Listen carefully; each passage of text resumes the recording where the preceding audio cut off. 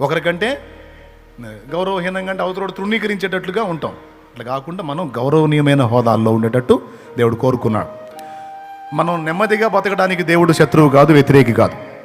మనం గౌరవనీయంగా బతకడానికి దేవుడే వ్యతిరేకి కాదు. మనం కొంత సుఖమును అనుభవించుట అనే దానికి దేవుడు వ్యతిరేకి కాదు. మనం సంపూర్ణ భక్తి కలిగి ఉండడానికి దేవుడు వ్యతిరేకి కాదు. ఆయన మనం సంతోషపడితే ఇంకా ఆయనకు అంతకు మించిన ఆనందం ఏముంది?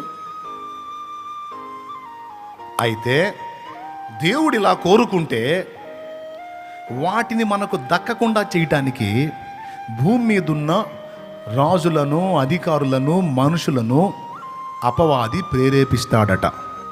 అందుకని మీరేం చేస్తారంటే, మీరు సంపూర్ణ భక్తియు, మాన్యతయు, నెమ్మది, సుఖం అన్నీ పొందాలంటే వాటిని ఎఫెక్ట్ చేసేటువంటి వ్యక్తులు మొట్టమొదట మనుషులు.